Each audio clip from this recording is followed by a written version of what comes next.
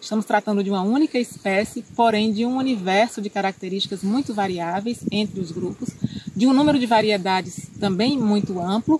Vários híbridos são lançados comercialmente e eles têm suas peculiaridades. O ponto de partida disso tudo, portanto,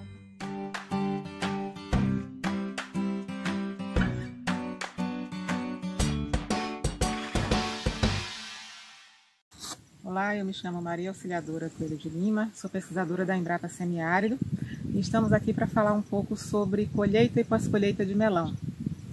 Como a gente tem uma diversidade grande de tipos de melão, é preciso observar as características desses diferentes tipos para estabelecer estratégias de colheita e pós-colheita adequadas para cada realidade.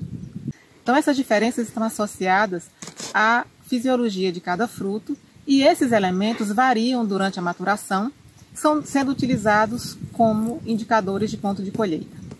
Quando falamos, por exemplo, em melão amarelo, a uniformidade de coloração da casca é um aspecto importante para definir o ponto de colheita, associado, obviamente, ao número de dias após o plantio, que é um referencial uniforme para a maioria das frutas e hortaliças cultivadas. A partir de um certo estágio nesse desenvolvimento, começamos a observar as mudanças nos aspectos externos associados à coloração de casca. Em alguns melões, por exemplo, há uma perda da rugosidade. O rendilhamento que existe na superfície de alguns é alterado com o amadurecimento e, a partir daí, sinalizando esse momento de colheita. É preciso considerar que o ponto de colheita e o manuseio são fatores fundamentais. A escolha, por exemplo, de pessoas treinadas para realizar a colheita do melão, que possam manusear esse fruto com o cuidado devido, evitando choques e danos, isso é uma recomendação geral que vale para todos os tipos de melão. Cada vez que se impõe um dano decorrente de uma acomodação inadequada do contentor, ou mesmo de uma operação de limpeza de transporte que cause movimento brusco nesses frutos, traz um dano que naquele momento não é visível, mas que afeta uma região específica desse fruto, e a tendência ao longo do armazenamento do transporte é que isso evolua e possa muitas vezes causar uma região mais amolecida ali e a partir daí então ter uma vida útil mais curta para esse fruto. Então esse cuidado ele deve ser observado em qualquer etapa da cadeia e é preciso orientar devidamente as pessoas envolvidas, principalmente os colhedores, as pessoas envolvidas no transporte e que atuam nas etapas realizadas a partir da colheita, principalmente quando se tem uma estrutura de embalagem de frutas voltadas para um mercado mais exigente e distante do local de produção, para que esses problemas sejam amenizados e reduzam-se os índices de perdas. Além dos cuidados com o manuseio, as orientações devem também indicar para as pessoas envolvidas na colheita e quem vai orientar essa colheita, não só apenas os trabalhadores de campo, mas todos os profissionais envolvidos, é que cada fruto, cada mercado tem características próprias de qualidade. Essas características de qualidade, elas estão associadas a regulamentos internos ou padrões de qualidade devidamente formalizados por órgãos como, por exemplo, o Ministério da Agricultura, Pecuária e Abastecimento no Brasil, ou por organizações responsáveis pela importação de frutos em outros países. Quanto mais exigente for o mercado, menor esse nível de tolerância. Alguns defeitos são mais graves e a tolerância é praticamente zero para eles. É o caso, por exemplo, de podridões, de algumas doenças que infectam o fruto. E uma característica bastante clara em relação à apresentação, à descrição desses defeitos, bem como dos limites de tolerância assumidos por cada mercado.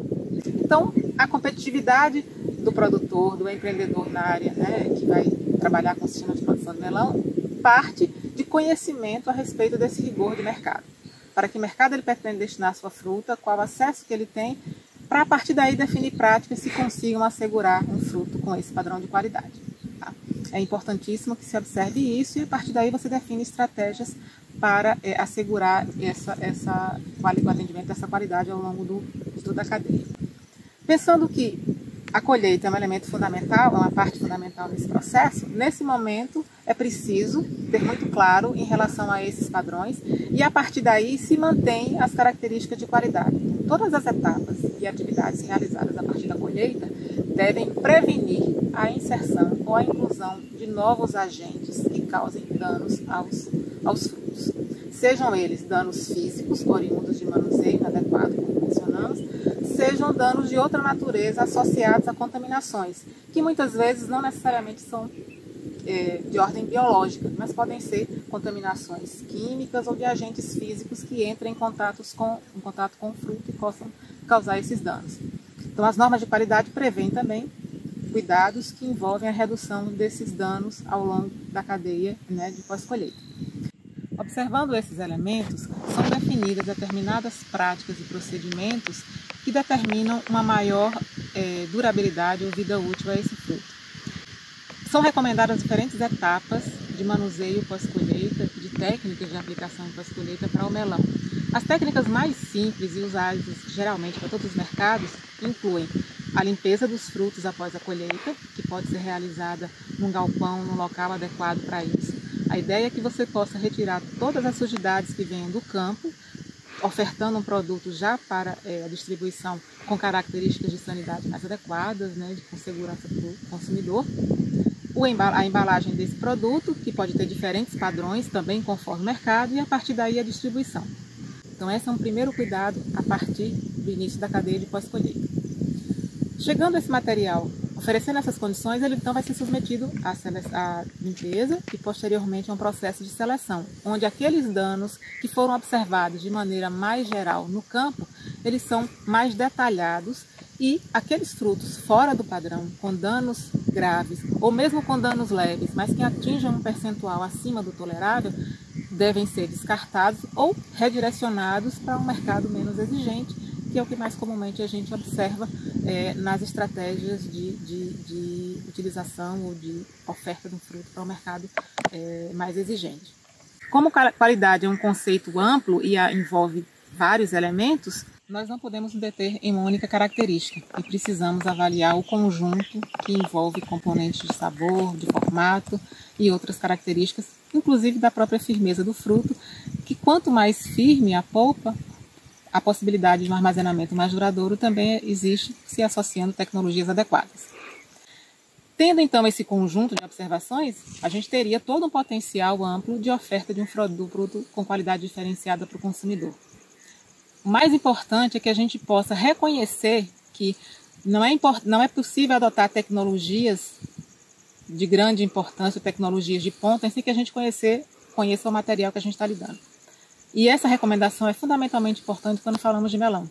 Estamos tratando de uma única espécie, porém de um universo de características muito variáveis entre os grupos, de um número de variedades também muito amplo. Vários híbridos são lançados comercialmente e eles têm suas peculiaridades.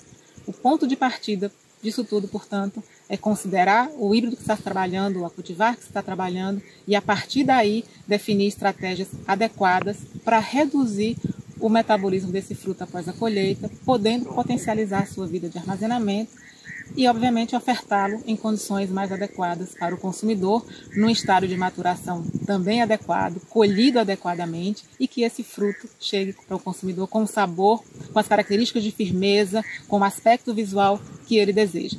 Esse é o nosso propósito quando se fala em pós-colheita e toda a cadeia precisa ser observada porque a pós-colheita ela interage definitivamente com o campo e não pode ser vista como um fator isolado. Precisamos observá-la como um conjunto, como uma cadeia contínua e a partir daí, portanto, ter sucesso na produção de melão nas condições brasileiras.